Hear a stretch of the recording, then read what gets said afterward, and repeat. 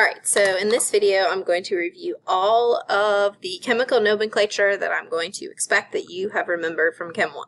So if you remember, the first thing we talked about in Chem 1 with naming is binary compounds. So remember that binary compounds have two elements. And in Chem 1 we broke those binary compounds into type 1, type 2, and type 3. Now type 1, type 2, and type 3 are not official names by any means. They're just ways to help organize your thoughts. So I would never ask for you to refer to something as a type 1 compound because it's not a thing that exists. But it will help us organize our thoughts. And so the first thing we looked at was type 1, which had a metal with a nonmetal in the middle having a fixed charge. So remember, the fixed charge elements are alkaline metals, alkaline earth metals, and then you have aluminum, cadmium, zinc, and silver. Any other metal would fall into the type 2 category. So if you have an alkaline metal, an alkaline earth metal, or one of these other four metals, those fall into the fixed metal columns.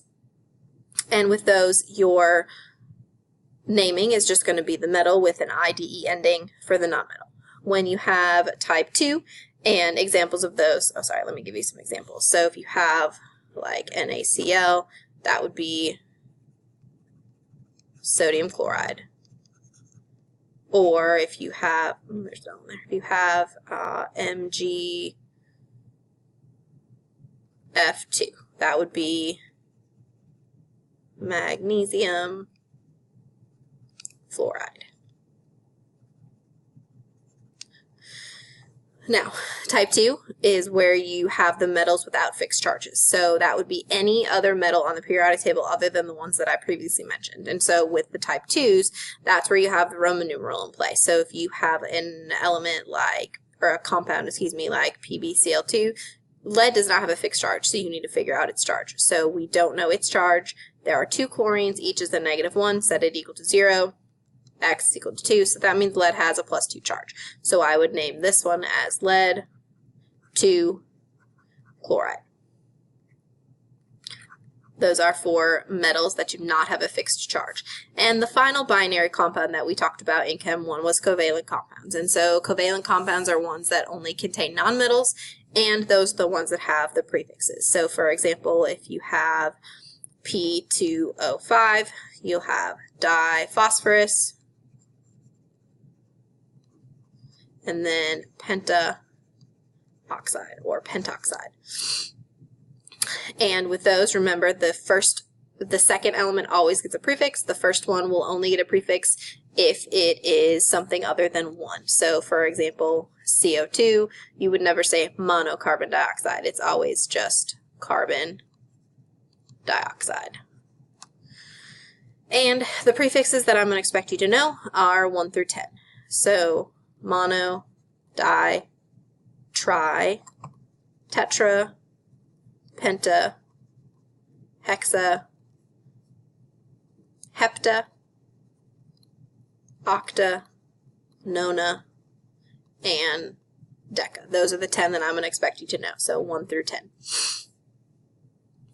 All right, now we're looking at polyatomic ions, so these would be non-binary compounds.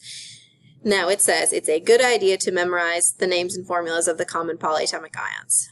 And I'm going to say, instead of being a good idea, I'm going to say that you have to. So as many of you might have seen if you read the list or read the advice that last year's class gave you, most of them mentioned something about how it would be a good idea to memorize the polyatomic ions and how many of them did not, and they wished that they had.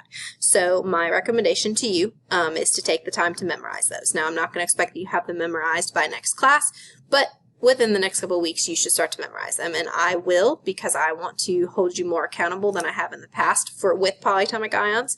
I'm going to have periodic pop quizzes on polyatomic ions, so I'm not going to tell you that they're coming, but you will have them at some point. Now, I will tell you when they're going to start. I haven't quite decided that yet, but once they start, I will tell you when the first one's going to be, but after that, I will just have them randomly, and they'll be real short, and it will just as a way to help make sure that you guys are memorizing those, because I've been told by students in the past that it would be very helpful if they do.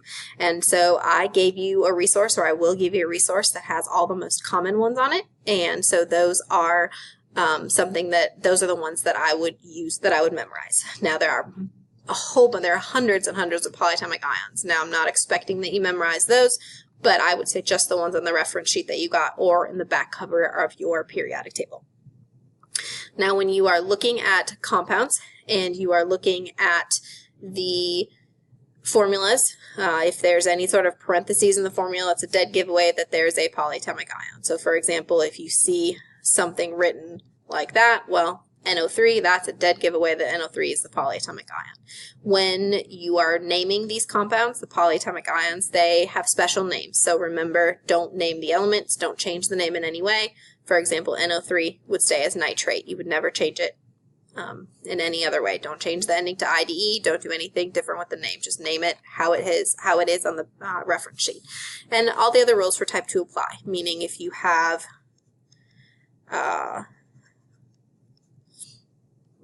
this one.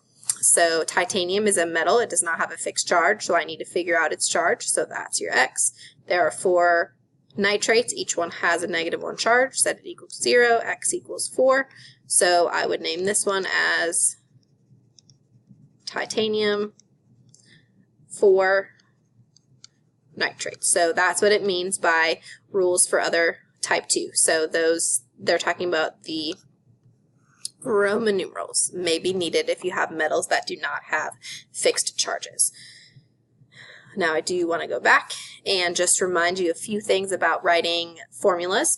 So if you have an element like, let's say, I have a compound, titanium 4, and let's use oxide.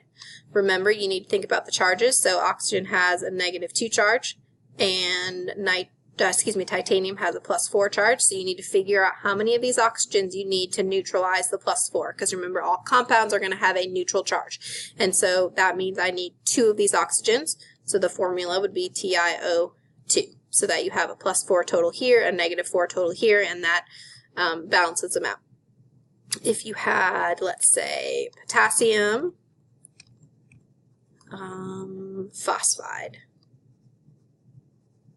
So potassium has a +1 charge, phosphorus has a -3 charge, so that means I need 3 of those +1s to balance out to neutralize the -3 charge in your potassium.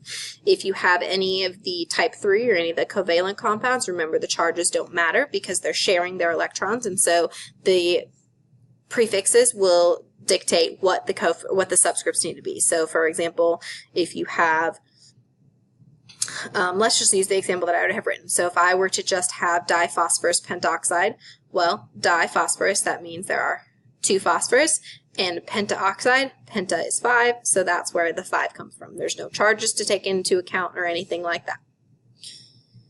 All right, moving on. Okay, as you start to memorize the polyatomic ions, there are a couple little notes that may help you in your memorization. And so we're going to first look at what are called oxyanions. And so those are negatively charged polyatomic ions that have oxygens in the name. If you look at a series, so for example, series that have similar things like NO3 and NO2, those would be a series of 2 because NO4 is not a thing and there's only these 2. And so when you're looking at those, so if you're looking at a series that only has 2 members in it, the one with fewer oxygens is going to have an ITE ending, and the one that has the greater number of oxygens is going to have the ATE ending. So for example, if we look over here at the 2 examples that we used before, the fewer number, so that's NO2, that's going to have an ITE ending. Well, that's called nitrite. And the one with the greater number is going to have the ATE ending, so that's nitrate.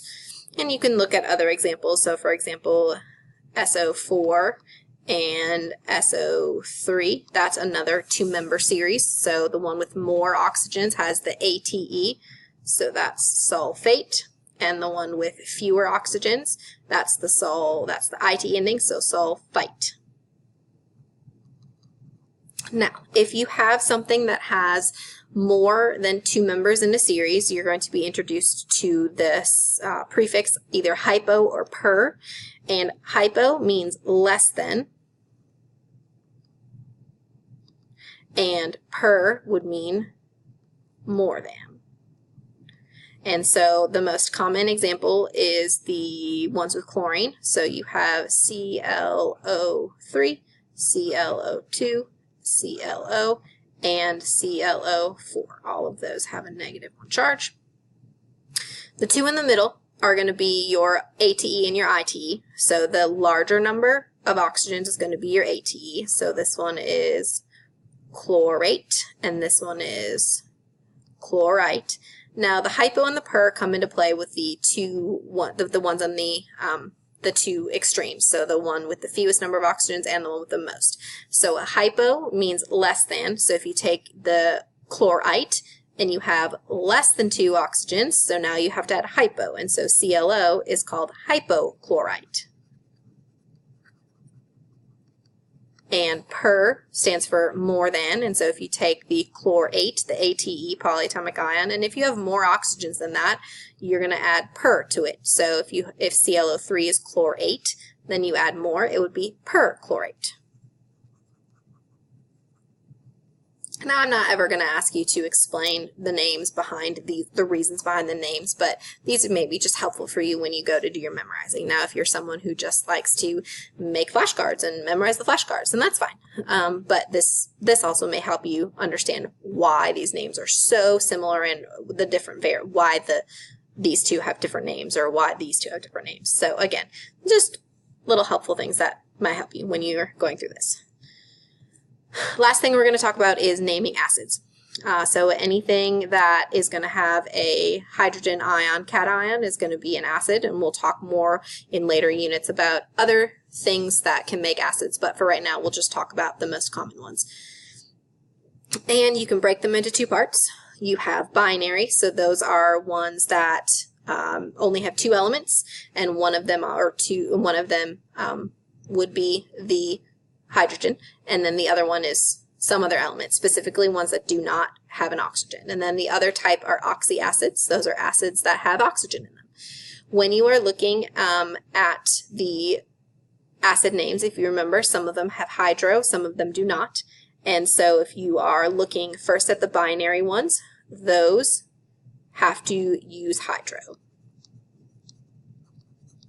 along with the ic acid. So for example, if you have HCl, this one is hydrochloric acid. Another example would be HCN. CN is cyanide, that doesn't have an oxygen in it, so the name of this would be hydrocyanic acid.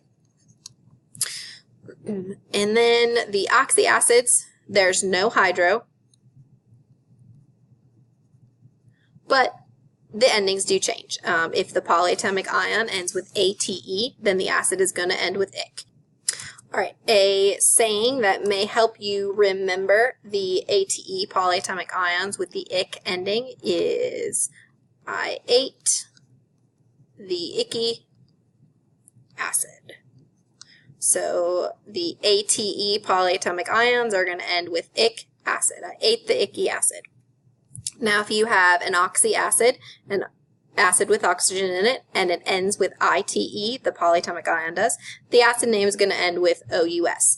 And so the mnemonic that may help you with that is, the night is dangerous.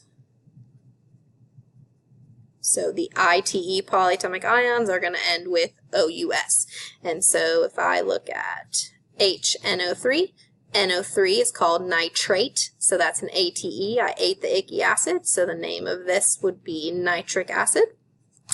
And if you take HNO2, NO2 is called nitrite. The nite is dangerous, and so that is going to be called nitrous acid. So I ate the icky acid, and the nite is dangerous for oxyacids, and the binary, or the acids that do not have oxygen, are going to be hydro, with an ic acid. And so that is all the nomenclature from Chem 1 that I'm going to require that you remember. There will be some new stuff that we'll add throughout the year in AP, but that's what I'm going to require that you know from Chem 1.